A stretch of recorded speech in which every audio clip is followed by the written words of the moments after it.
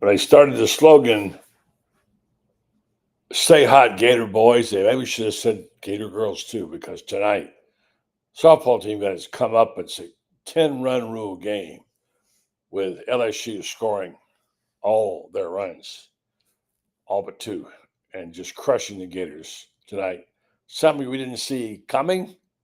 And this week, Oklahoma comes to town. So it's not going to get any easier as the tide shifted for the softball team. Well, we'll see. We'll have Shane Mathews on and talk with us about that. Also, tonight, we'll go over the draft picks once and for all. We'll ask you the question: what was the best draft pick that you thought for the Gators to get? Who was biggest surprise for you? And who was big surprise who was not drafted? Pretty good day for the Gators on Saturday. Wound up with 7 players getting drafted. And so we'll ask Shane about some of the odd stories, like, my goodness, Quinn Ewers. He dropped like a rock, and then we all know that Sanders was a big story. Stand by. Shane Mathews is in the orange and blue room. This is Meld on Law Monday on the Buddy Martin Show, coming up right here on the station. Tell your friends and neighbors.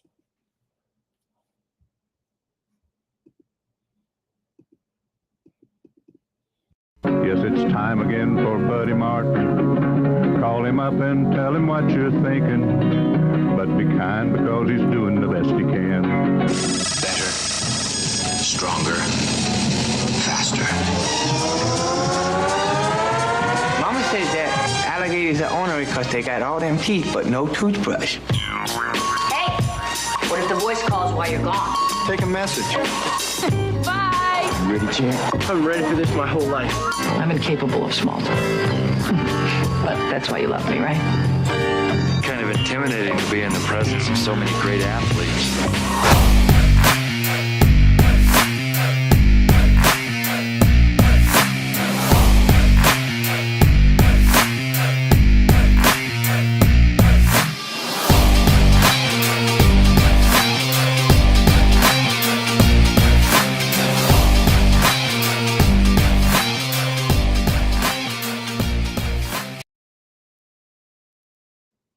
Good evening and welcome to the program. Meld on Law Monday. Boy, I didn't see this one coming. Like I said, Gator boys stay hot and also Gator girls, but not the case tonight. Softball team went to Baton Rouge after winning the first, lost the second, and then got clobbered tonight. Run rules. Bring in the man who's the host. I'll pot up with Mathews. Shane Mathews. Even to you, Shane. How you doing? Good, buddy. How are you? Oh, better than Tim Walton. That was a rough one to watch tonight. It was. Last time I saw it was 2-2 late in the game. What happened? They got 10-run rule by LSU. 10-run rule? Yeah. Well, nothing matters except postseason play. So that's all. Well, it does matter. Although, I mean, they're still playing for a double bye, and it does matter. And you don't want to get 10-run rule. They won the first game of the series, and they lost a close one. And then tonight, Rothrock was pitching. And all of a sudden, you started walking people, and they couldn't put the fire out. And I think LSU they got all 8 of or whatever. They got a lot 6 or 7 or 8 runs in the next to last inning. So they just fell apart. So rough one, but Oklahoma comes to town this week, and no time to rest on that one. No, like I said, it's nothing in my opinion matters until they get to postseason play. The SEC is brutal. They'll move on. They'll be hosting, and postseason play is all that matters. You know, Shane, I'd like to hope that was true, but the fact is, it's like saying in golf, nothing matters to the final putt on the 72nd. Well, nothing matters in golf until postseason play, and the Gator golf team was a very average golf team. They won the SEC. I didn't say postseason play, but the things matter leading up to that. Was a nice win for them. They won the Big 12, by the way, too, in another sport today, too. You know, the Big 12. You know they're in the Big 12? Lacrosse. Yeah. Yeah, so they won 2 conference championships. And the baseball team had a tremendous turnaround, I must say. They were giving up for dead there. They came back. They were down 5-0 at home, and they turned it around and came back, got some big hits, and won that game and won that series. So big win for Sully's boys, and they just won't die. They keep playing hard, you know. Yeah, they still got a lot of work to do, but obviously they have an opportunity to get into postseason play, but they got to win probably 6 more games. I would say something along those lines. Well, someone said 13 to 14 in the SEC. So they need to lead. I think somebody who's on here can tell us. But I know I read the numbers today. You're right. It's about 6 or 7 more games, and they're going to be in. Pretty good chance they'll be in if they keep playing like this. So they found some pitching in the third day, and that helped out a lot. And they're hitting the ball pretty good right now. So let's get to the draft for a second. Normally speaking, I don't get involved in it too much, but it was really interesting this past week, especially what happened in the dropping of the quarterbacks. I mean, Graham Mertz, who would ever have thought he'd be drafted higher than Quinn Ewers, huh? Well, you never know what's going to happen in the draft. Hell, I wasn't even drafted, so I don't really watch the draft. I probably watched 2 minutes of the entire draft. You never know what's going to happen. But some crazy stuff did happen. I'm glad Graham got drafted. I think Graham will last in the NFL a long time. I think he's in a good opportunity in Houston. And a couple other Gators, I think, were either drafted or signed undrafted free agents to some good spots so they have a chance to make the team. I've got the whole list here.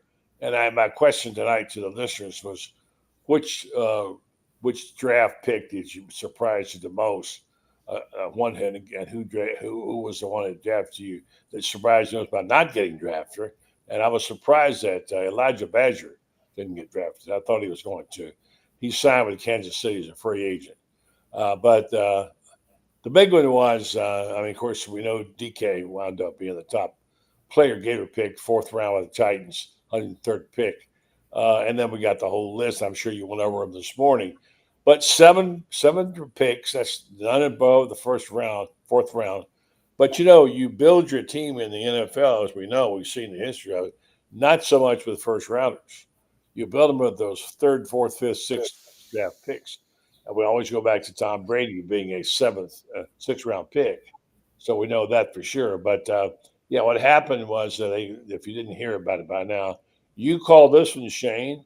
You talked about it the whole year. The best player was going to be a Jason Marshall. After Jam Jackson went, he was in the 5th round. Jason Marshall went in the 5th round to the Dolphins. And he's getting a lot of praise from a lot of people who they think he's going to be. I saw even Billy's brother was on today posting how much he thought of what a good player he'd be in the NFL. Kurt, who coaches up here in high school ball. Shamar James, 5th round to Cowboys. We mentioned Graham Mertz to the Texans. Jeremy Crawshaw, only draft punter drafted, went to the Broncos in the 6th round. And Trakeezy Bridges, I think, is the sleeper in that bunch. He went to the Chargers in the 7th round. Among the undrafted free agents, and the one that we're having most fun with, is a big guy, Des Watson. Talk about he got a cash payment. They said that won't hold him in groceries the first year, But he's happy. I'm glad for him. Des Watson, Badger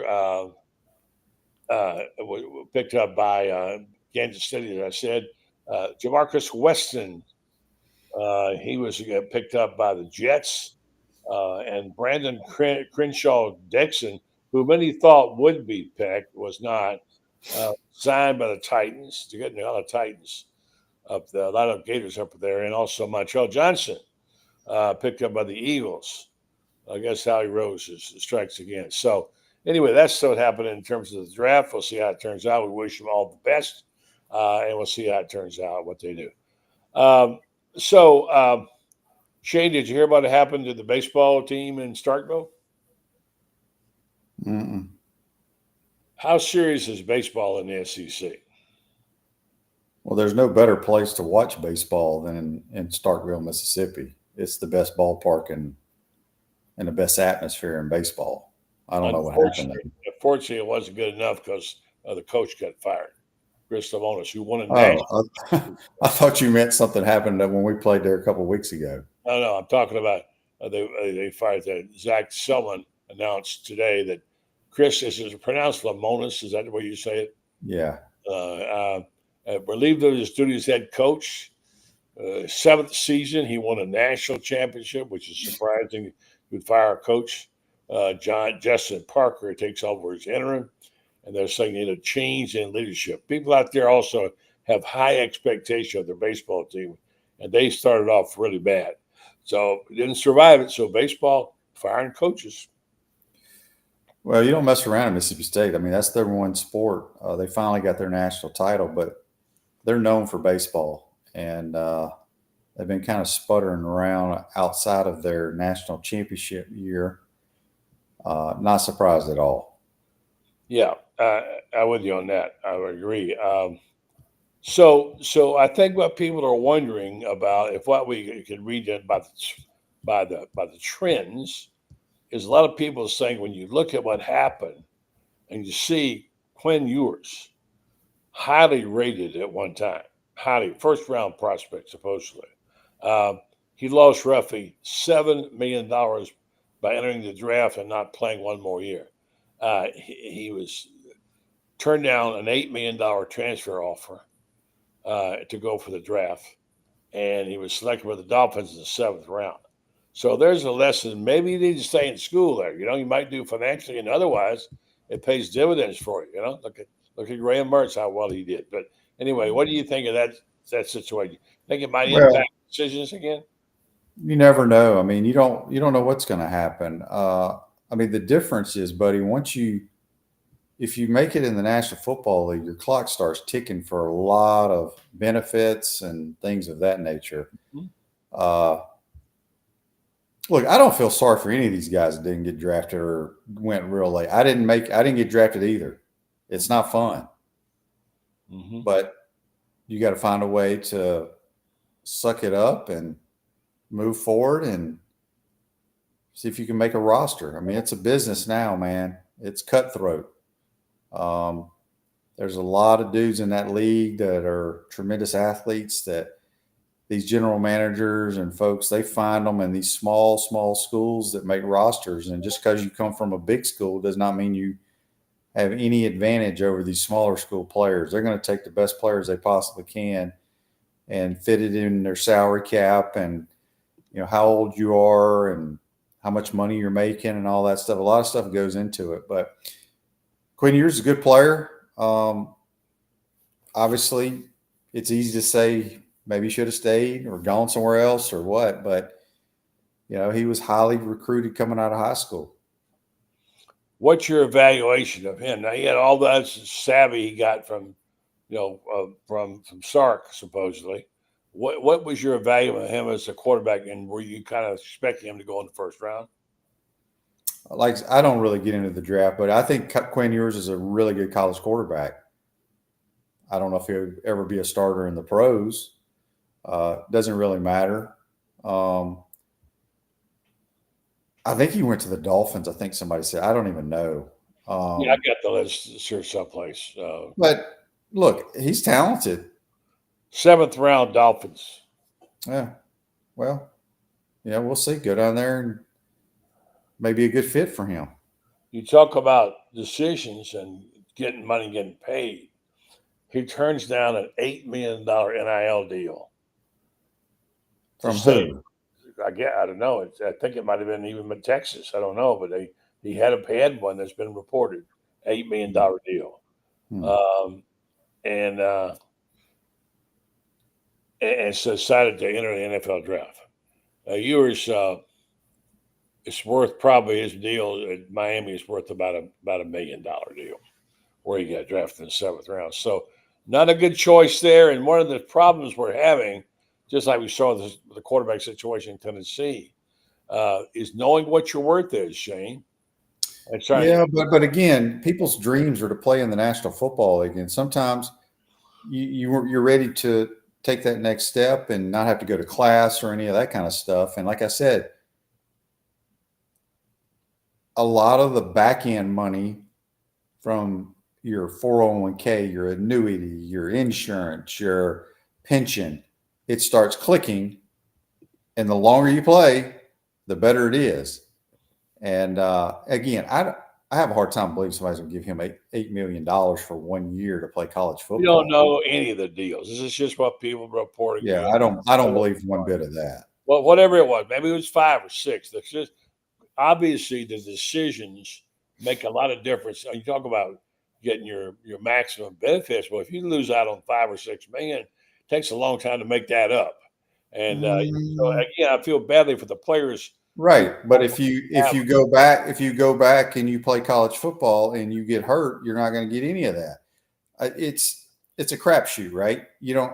I mean, look again. The bottom line is people want to. Every kid in America's dream is to play in the NBA, Major League Baseball, or the National Football League.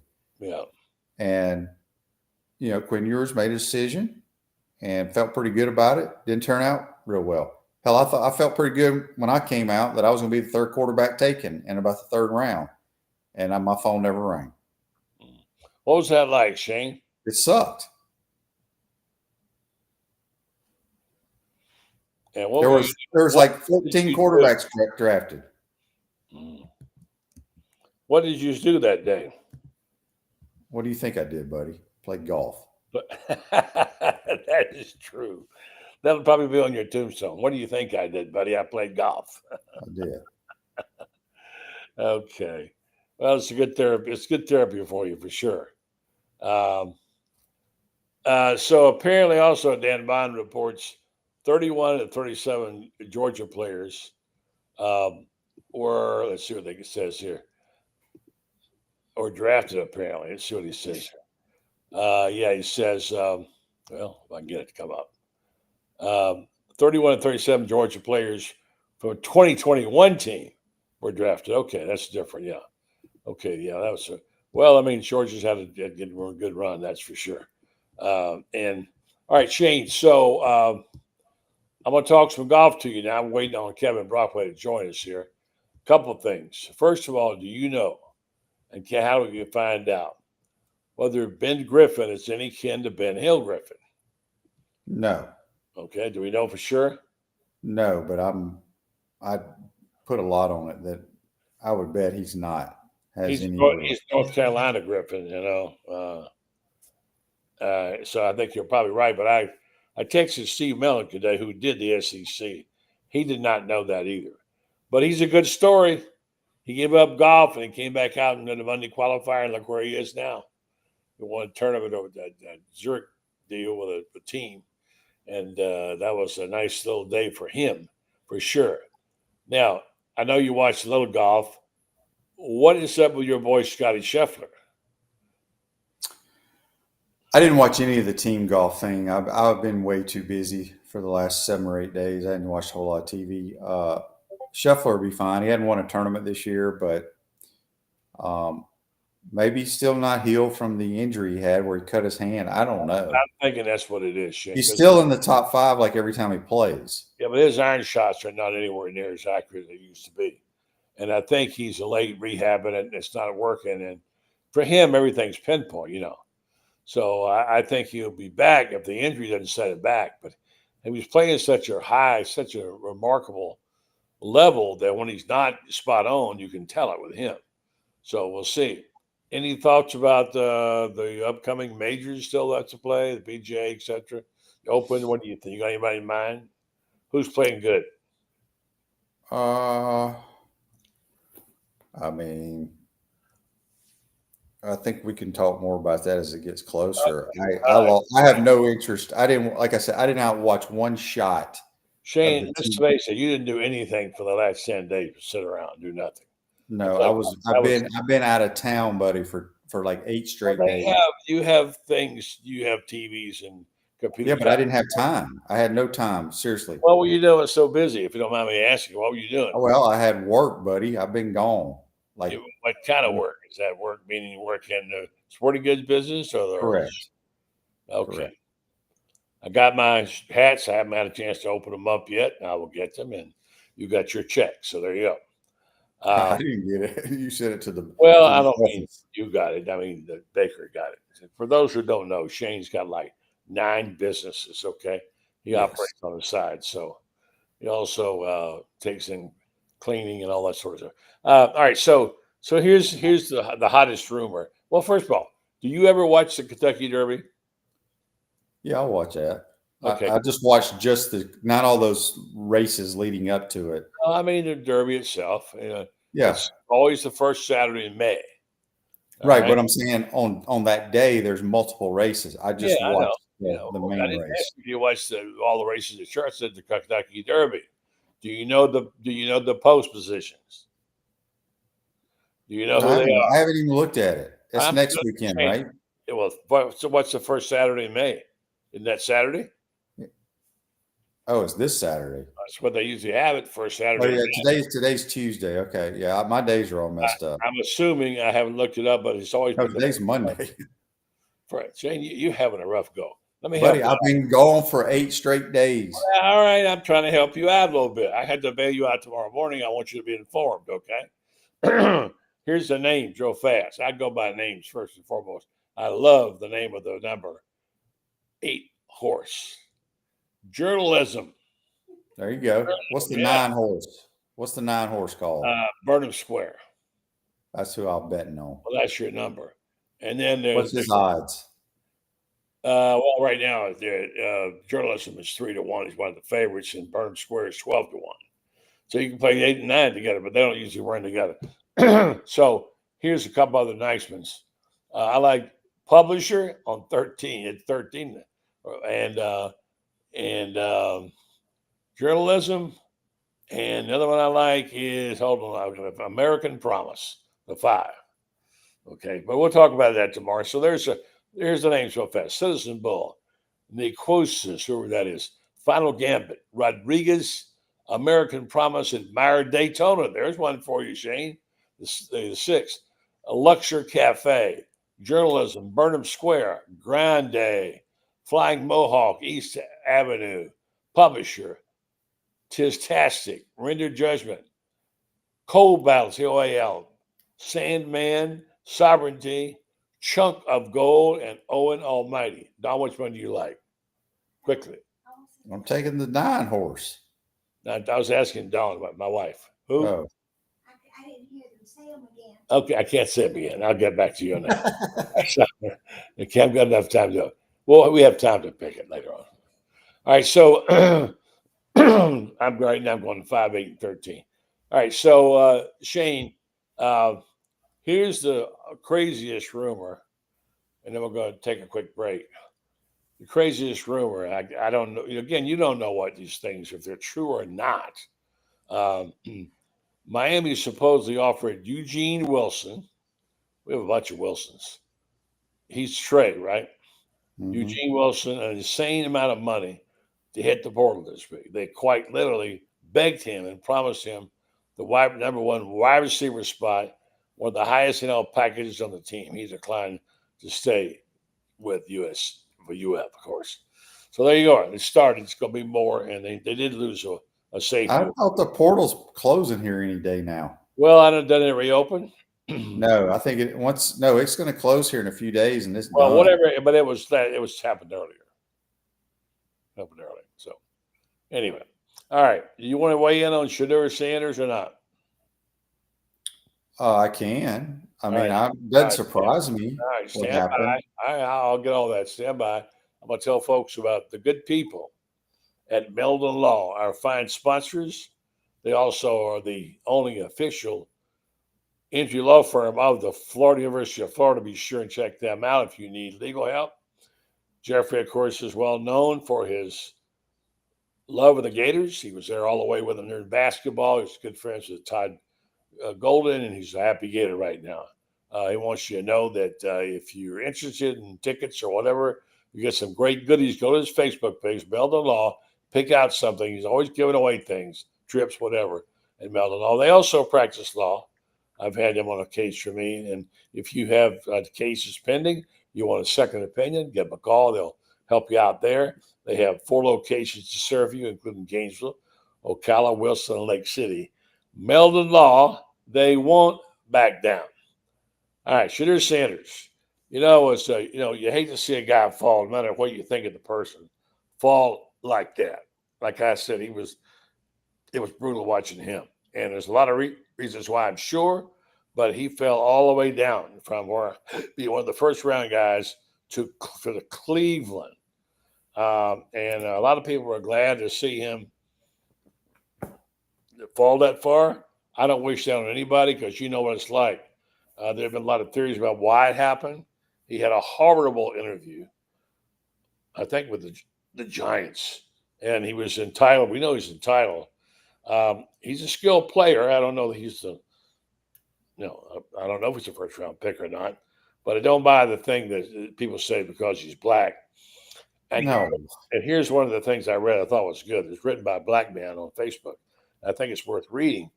I see a lot of black people on social media saying the reason why Shadur Sanders hasn't gotten drafted is because he's black. As a former professional baseball player who is black and got drafted out of high school from a town of 2,000 people, I'm going to give it my take. By the way, I'm a big fan of Coach Brown and his sons, Shadur and Shiloh. I love the Sanders family. First of all, black quarterback was drafted number 1 overall this year's and last year's draft. Second, 26 of the first 32 players drafted this year were black. Third, most of your top quarterbacks, running backs, receivers, and defensive players in the NFL are black players. Fourth, owners don't care what color you are. They just want a good return on their investment. They want to win. And lastly, there are many reasons why Shadur hasn't gotten drafted, but being black hasn't one of them. Jalen Milrose, a black quarterback, also got drafted. And black people stop using the race card, this black man says, and on every issue because you're making yourself look very bad. So there you go. What do you think of that comment? I agree. They don't care what color you are or where you're from. I said this on my show today. The National Football League is the greatest sports league there is. There's 32 teams, right, buddy? Yes. And the owners, the general managers, the presidents, the head coaches want to win. Yeah. It is a results-driven business. If you do not win, you will lose your job. If you do not produce, they will fire you, meaning they will cut you. There's 32 of them that didn't think he was very good for whatever reason, whether it was his interviews, his game tape, the way he acted. Was he a good teammate? I don't know the answer to that. Some people talk about they didn't want to have to deal with his dad. I don't agree with that. I think that's dumb. It ain't like his dad doesn't have a job. His dad is the head coach of the Colorado Buffaloes. He has to recruit. He has to go to practice. He has to prepare his teams to play where? On Saturdays. The NFL plays on Sundays. You have meetings as a college football team on Sundays. His dad ain't going to be at any practices. His dad's not going to be in any games. I just look at it. I don't think the people in charge of all those teams thought he was good enough to be drafted that high. That's what I take from it. I don't break the team. I watch the games on TV just like everybody else. I think he's a good college quarterback. There's a ton of good college quarterbacks. They didn't think he was worthy enough to be drafted high. You agree, right? What did you think of his ability to play? Did you see him much? What's your question? Did you see him play very much? I watched him on TV. I thought he was a good player, but he would take multiple sacks for 30-yard losses. In your opinion, is he a first-round draft pick? No, I never thought he was a first-round pick. Mm-hmm. I don't think he's a second-round. I'm going to go with what the NFL thinks. Look, everybody makes mistakes in the NFL. I mean, Jamarcus Russell was picked high. There's multiple people you can go back and look at. But he's not a game changer, if you ask me. Okay. Well, he didn't have any running game, of course, and he still did pretty well. So, all right, let's get on with this conversation. We'll see. Kevin has joined us. Hello to Kevin Brockway. Been a busy man this past couple of days. Give me your overall assessment of the draft for the Gators. You got 7 picks there. Some that didn't go, and some good free agents as well. What is your assessment, Kevin? Yeah, 5 undrafted free agents. Chimere Chimere Dike being the first, obviously in the fourth round, first pick of the fourth round. My only surprise, a little surprised Elijhah Badger didn't get picked, but he landed in a good spot, obviously in Kansas City with Patrick Mahomes. We saw what that did for Demarcus Robinson, a little bit for Kadarius Toney until the end there.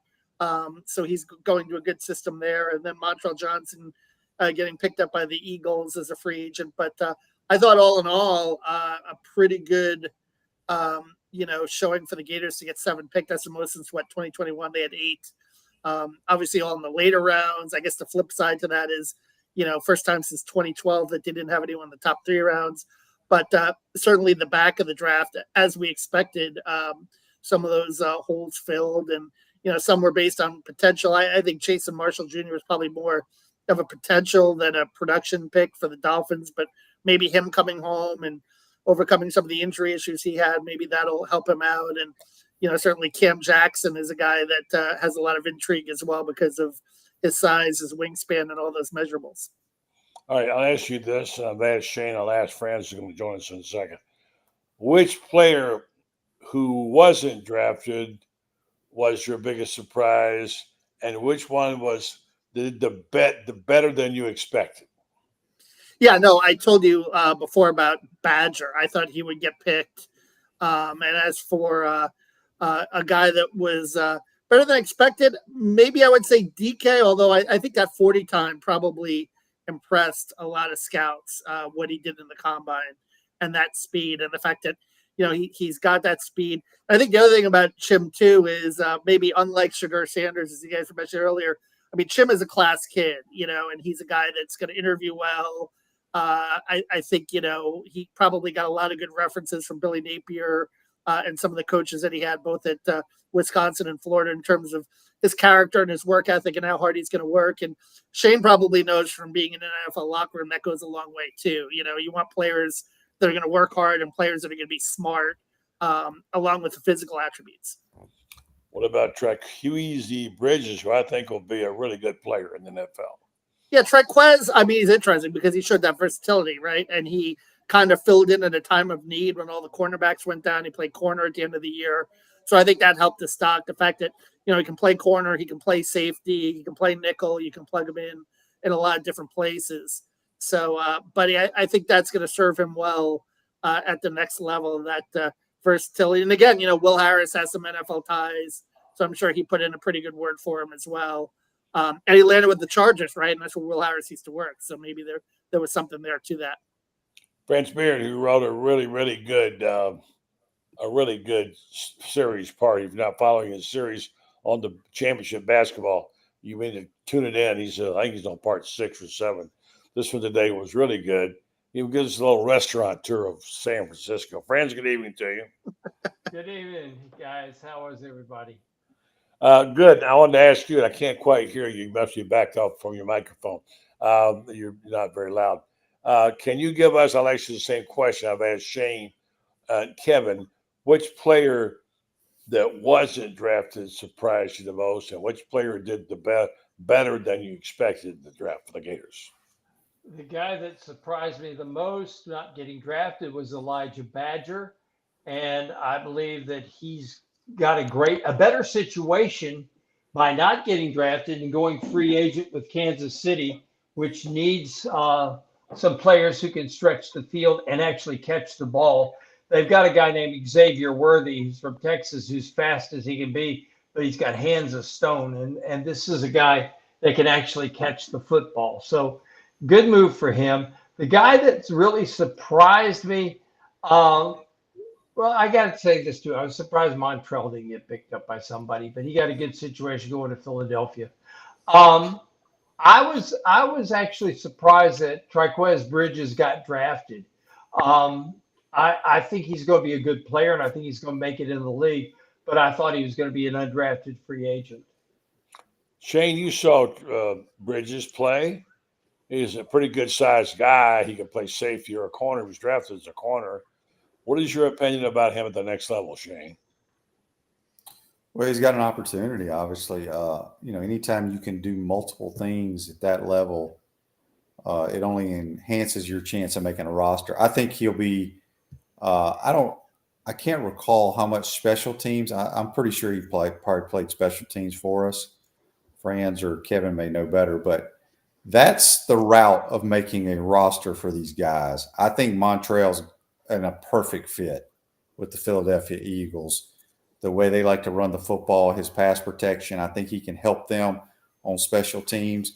But these late round guys, these undrafted guys, they better be ready to play special teams. That's their only way of making these teams. And speaking of special teams, Shane, also interesting undrafted free agent signing by the New York Football Jets with Jamarcus Weston, who that's his specialty, right? And he could really land on a team for a long period of time because of his ability as a gunner and his athletic ability there. That's going to be interesting to see if he sticks on there on special teams alone. Yeah, it's crazy now because of just how the game has changed. But there's been players like him who were just specific. I mean, I remember the Slater, I think his name was, that played for the Patriots for all those years. I'm just curious. Weston is a guy who can possibly make it, but he's going to need to be able to showcase some skills at an actual position as well, in my opinion. But I would say, in my opinion, out of the two, or the guys out of the undrafted ones, and the ones that were drafted, I like Bridges because I think his versatility and special teams, and I really like. I think Montreal. I don't think you could ask for a better place to go personally. Yeah, a lot of running backs there on the squad roster right now. So we'll see. I don't even know who their roster other than Saquon Barkley. Who else they got? Don't forget Howie Roseman is probably a little partial to Gators too. Maybe that might help. You never know. And I think they got 5 or 6 running backs right now, as I recall. I read it today. Well, most teams do, but it just depends on who they are, how much money they're making, Gotcha. and how many years they've been in the league. Because you got to remember, you got that guy who's a 5th-year backup running back or 6th-year, and you got a fresh rookie. If you think they're the same guy, you save a lot of money by keeping the rookie compared to that 5-year pro. Yeah. How about the first pick? First pick of the draft, they got a twofer. The guy can play two ways, so if he'll play that way, I mean, that's pretty amazing. And I guess that was the second pick. It was the second pick. Second pick, the second pick. And they had a big deal. They had a big trade to get up there to get there. They wanted him really bad. And that's a dynamic that's quite unique, to see someone who can play both sides of the ball. We don't see that very often, guys.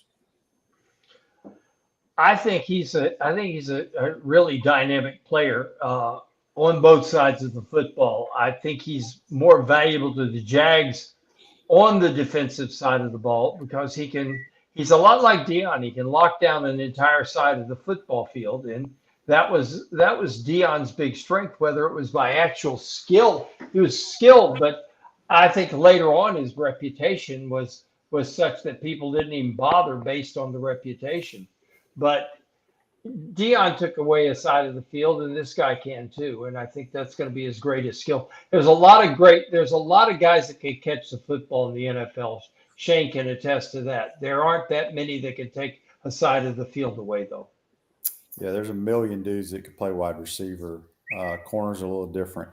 I think he's going to play both ways, though. I think he's got great ball skills, stuff that you just can't teach. The receiver part, like I said, I don't watch a lot of Colorado Buffalo football, but when they were on TV, I don't know what kind of route runner he is. I saw him catch like fade stops, go routes, and wide receiver screens. You're going to need to do a little bit more than that to play receiver in the National Football League. But I think it was pretty smart on the Jags. It's something the Jags have never done, kind of make that splash pick. So if you're a Jags fan, I think you should be happy and excited. I remember meeting the late Chuck Bednarik 20 years ago at we would call it a celebrity like Pro-Am down in Naples when we were covering a little golf down there and stuff. And he was the last of the Ironman, right, 2A guys, right? And then, Deion dabbled in a little wide receiver too. But the endurance aspect, Shane, I mean, I'm curious about that too. Like, how much wide receiver could you play if you're playing corner all the time? Or how do you think you would be able to stand up in today's NFL, which is so specialized. Yeah, it's going to be hard. Like I said, I don't know the Jaguars roster very well. I know they got that. They had the freshman. I keep calling him freshman. The rookie from LSU last year. Whatever his name. I can't. He's a good player. I don't know what else they got at wide receiver. I think they can put him in a little bit here and there, but he ain't going to be able to play a game on Sunday like what he did in college. No way.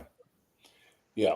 All right. So, guys, I'm going to hit you up with what I told as Shane earlier, which is how in the world could you figure that Graham Mertz will be drafted ahead of Quinn Ewers? And what did we learn from this draft about leaving and going or getting the right deal? Kevin, go ahead. Give me your thoughts about that. Ewers not going until 197th round. No, 197th, I mean. And that was a shock. Then Mertz, getting picked in the 6th round.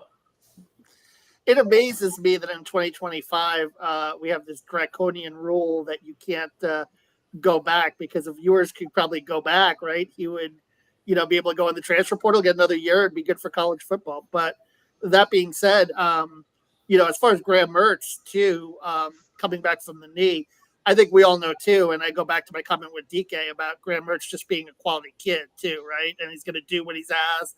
He's not going to make any waves. He's going to study hard. He's going to work hard. He's a very cerebral guy. And I think that probably went a long way too in the draft process. And he probably impressed a lot of people in interviews as well. And I think that, gives teams, some patience for him, obviously, to come back from his injury and so forth. And we know about Graham's arm strength too. I mean, there's always been questions about his ability to throw the ball down the field. But I think that, I think in the NFL, he'll find some success as a backup and work your way up, and you never know what happens 3 or 4 years down the road. Francis, Mertz stick? Absolutely. Shane Mathews is the perfect example of what happens when you get a guy that can memorize the playbook in about 2 days and know what to do and be in that quarterback room. How many times do we see a backup quarterback go in the game and he's like a lost ball in the tall grass because he can't figure it. He doesn't know what's going on, can't read the defense, doesn't know the playbook. And we see that all the time in the NFL when guys go in and this backup guy looks like he's totally unprepared. Graham Mertz will add to the quarterback room because he's smart enough to know the playbook. And he's the kind of guy that if you put him in a ball game, maybe he doesn't have the greatest arm in the world, etc. But he's not going to get fooled by the defenses, and he's going to have a pretty good idea what to do with the ball. So he is an inexpensive risk. Does he stick, Shane? Oh yeah, I've said it from day one. He'll last a long time, and he's got a better arm than I had. He's got a better arm than Danny had. He's got a better arm than Brock Purdy. It's about being at the right place at the right time. I think he's in a great situation in Houston. I think they made a change at the OC position last year. I'm not sure even who they called plays, but CJ Stroud's their guy. Okay. Graham is going to do his thing. He's going to be a great teammate. He'll know the plays. He'll know what to do. He'll probably be their third guy.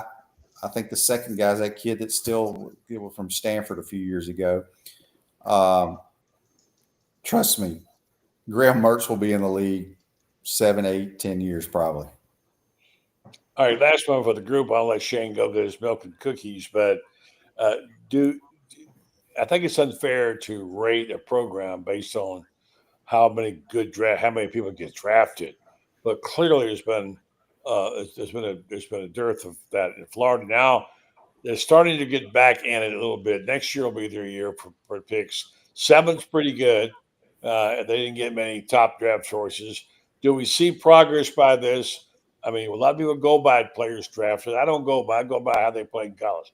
Nonetheless, Shane, do you think it's a little bit of an upgrade there?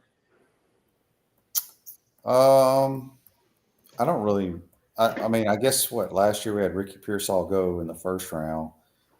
I don't know. I don't get caught up in all that. I don't even know who's draft eligible next year, quite honestly, off this roster. I'm trying to think quickly. The draft does nothing for me. I hate the draft. I wasn't drafted, so I'm gonna have bad feelings about it. All right. I actually, buddy, I did a story today on that subject, and for 2026, and Austin Barber and Caleb Banks right now are projected as first-round picks. So, which is interesting. And then you got Slaughter, you got maybe Tyreek Sapp, and you got Damian George. So those are 5 guys on the line of scrimmage right there. And that tells you, certainly with the experience and the talent, that Florida is making a lot of progress there over the last 2 or 3 years. I think that's where Billy Napier made the most progress, and where it probably started to turn late last season, where it finally started to look like an SEC line of scrimmage team. Thank you. Slaughter, to me, is a slam dunk first-round pick next year, Franz, based on his knowledge of the position. Well, I think he's the best looking center prospect we've had since Marquise Pouncey. I mean, heck of a good mind. And I once asked Graham Mertz. I said, "Is it true that you and Jake Slaughter share a common brain?" And he laughed because he said, "It seems that way." He said, "It seems that we can start. We can finish each other's sentences." And that's a smart guy. And he's worked really hard to get his upper body strength.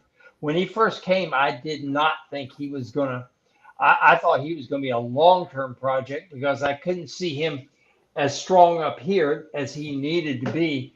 But he's been a warrior in the weight room.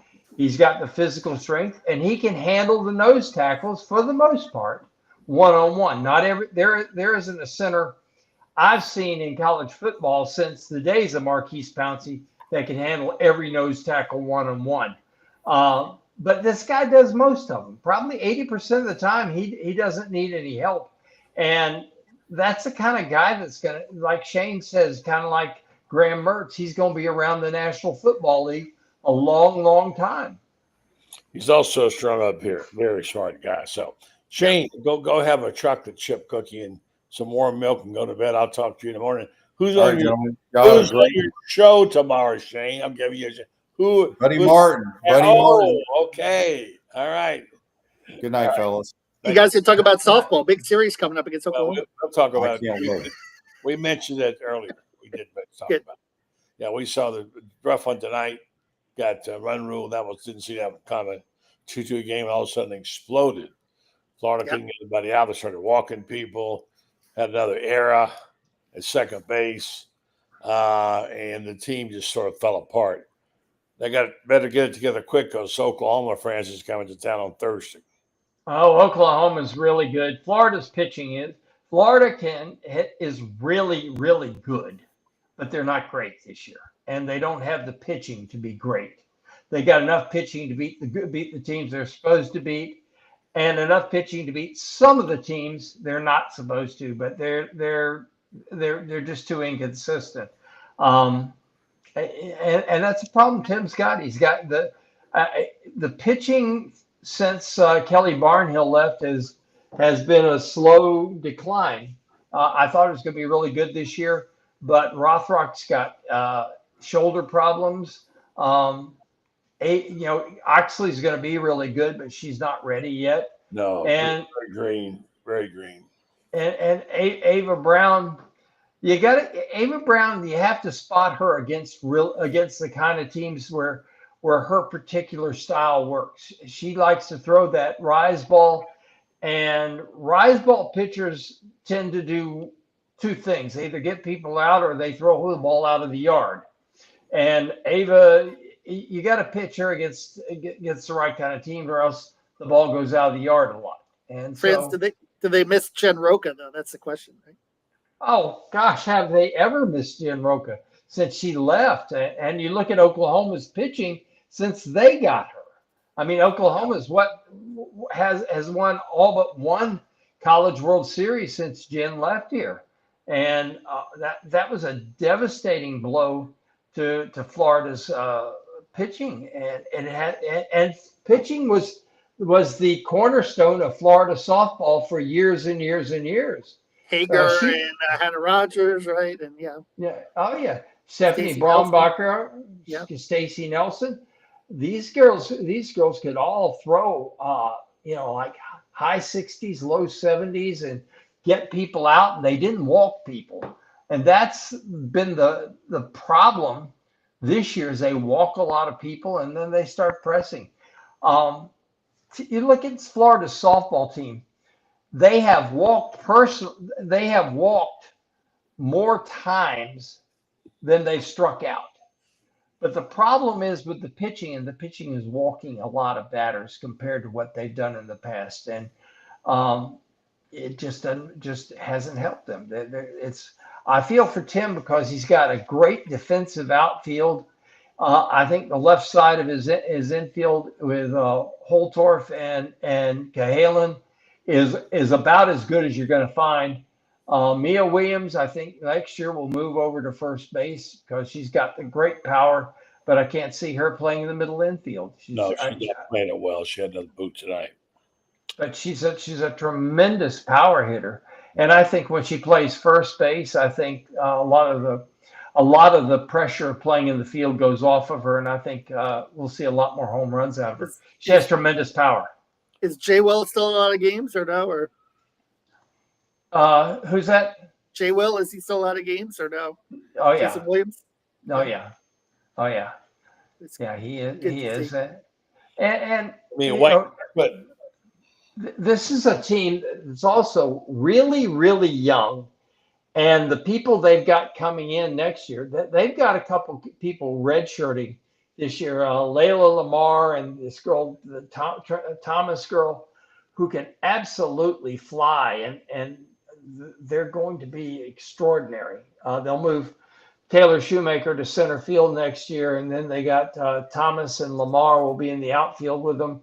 Gabby Cormia will take over at shortstop next year. They'll be better next year than they were this year. All right, guys, in the remaining time, we got two of the finest basketball writers in the land right here. And they did a brilliant job of covering the Gator basketball. It's been 3 weeks tonight, isn't it, that they won it? Seems like it was a long time ago, doesn't it? And I know, Kevin, you probably got some special things planned. Franz is in the middle of a brilliant series. I think tonight was part 6, Franz. Is that right? Yeah, it is. It was. It was really well done. And he takes us on a little tour of some of the food in San Francisco. I told you, San Francisco is one of the best food cities in America. Tremendous. Yeah.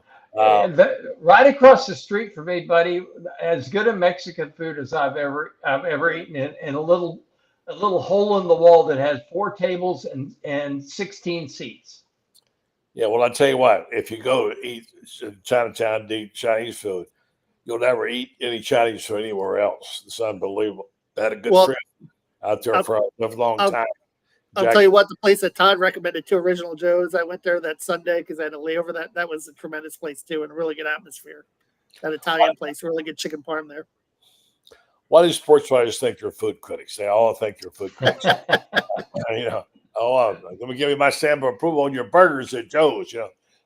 France can take you to about 15 hole-in-the-wall places on Cajun food, for sure, when we go to Baton Rouge. Our car won't stay. It doesn't know how to stay in a lane. Left to right.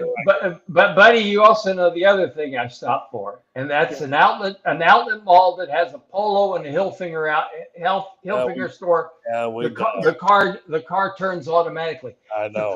The problem is when I go to there, buddy says no, then ends up buying more than anybody. Well, yeah, if you take me, I might as well buy something. I'm going to be there for a while. So, but seriously, a wonderful town, San Francisco. People give it a rip sometimes for the wrong reasons. It's a beautiful place, and they have a tremendous amount of great food. And I know you guys had a good time. France did a really brilliant piece for this part, and I think was setting up the national championship, which was memorable. And France has all those blow-by-blow games in there, and you can't. I read something. Were they that far behind? And I said, wow, I forgot how far they were behind. So check it out at Gator Bay if you haven't seen it yet. Go and read it. Go read Kevin. Kevin, you got any more special pieces coming out? We have the book coming out, yes, and that will be in that will be available online and in bookstores. And I wrote one of the forwards, and so did Patrick Young wrote a forward for us, which is really nice. So we're hoping to get it on some bookshelves in Barnes and Noble here, or Books A Million, maybe the Barnes down in Ocala. but it will also be available for purchase online as well. And that will have, all our stories plus some additional and plenty of photos and stuff. Nice coffee table edition. I believe it's going to sell for like $35. Yeah. Great. That's great. Well, I'm not trying to one up you. And I'm just announcing tonight, as of now, we're going to have a book also. Franz is going to have his book, and we'll have a bunch of his pictures. And maybe you guys can do signings together. There's room for more than one. 2 of the finest basketball players in the land, and it's going to be great. I'm going to get Franz. Well, do you type with your knee, Franz? Oh gosh, I'm. One of the things that's helped me in this is watching the replays. Tonight, this afternoon, I was watching the replay of the Texas Tech game. Yeah. And, amazing. One of the things that I had almost overlooked was Florida is down 10, 71-61, and they come down. JT Toppin has a wide open three. I mean, there is, somebody's an overnight hike away from him, the closest defender. I mean, he had time to wave to his mom before he shot. And I promise you, it looked perfect all the way. I'm thinking, oh shoot, this is going in. And it hit the back of the rim, clanged off to the side, and Tommy Hawk runs that ball down in the corner. And I stopped there to think today, you want to talk about a turning point in the ball game. If he hits that shot and they go down 13, could they have made the comeback they made? Because that would have been a devastating blow. Instead, Tommy Hawk gets the rebound. They come down the floor. Walter ends up hitting a 3. And instead of down 13, they're down 7. Whoa. What a turn, yeah. Yeah. The basketball.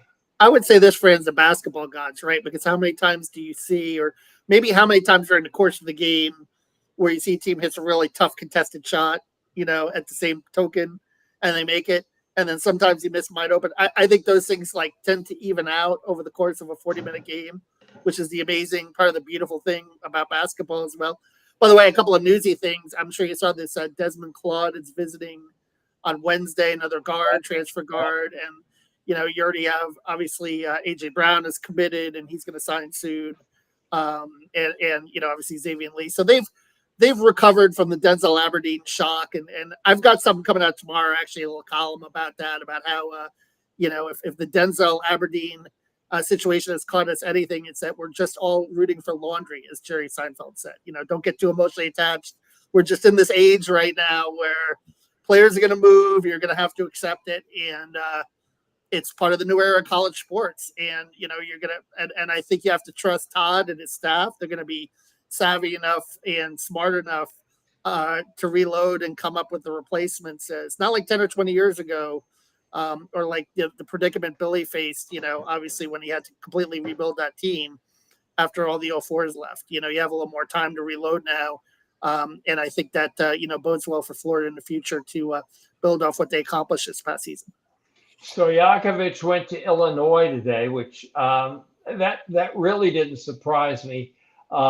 I thought when he cut it down to 3, and Florida, what I'm told, is number 4 on the list, and he went to 3. I thought he would go with Illinois and Brad Underwood on that one.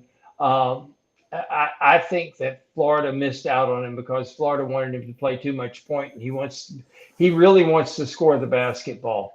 Another one that surprised me today was Cedric Coward, who changed his mind and is now going to Duke. And for Duke to be taking transfers that basically are going to be on their 3rd school, man, that tells you how the game has changed right there. I can't imagine. I don't know. Can you, Kevin? Can you imagine Mike Krzyzewski taking a guy that's on his 3rd school? Yeah, no, it's amazing. But this is, like I said, this is the, where we live right now in college sports. And, I think, certainly coaches are going to be savvy enough to, recognize that sometimes you need to get plug and play guys. I think you have to have a mix, like always, and I think Todd mastered that last year. And you want to have transfers that stick around for a little while. I just, the unfortunate thing about Denzel is you think he could have been this total anomaly that stayed for 4 years away. Like I thought of Chris Richard, and I mentioned that in my column too, as a guy who kind of, bided his time. He waited, and even though he never started, he was SEC Sixth Man of the Year. Got drafted by the Bulls in the second round, and now he's back in Lakeland. He's doing tremendous things with youth groups there. He's a beloved guy in the state. And Denzel could have been maybe that guy and that anomaly, and instead he's going to Bluegrass State, and we'll see if it works out for him. By the way, did you also see that Georgia got a transfer who's a point guard, and his name is Smurf Millender? How tall is he? 5'8". You made that. There you go. Yeah, that's almost like Spud Webb. Yeah.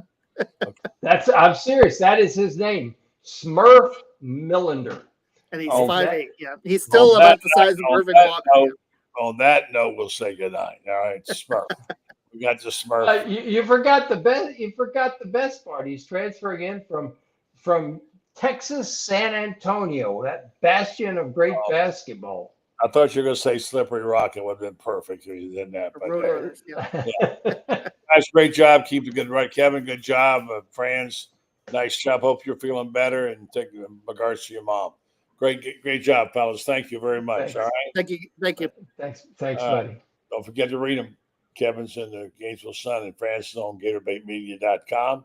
You'll see the stuff there. Terrific series she's got going.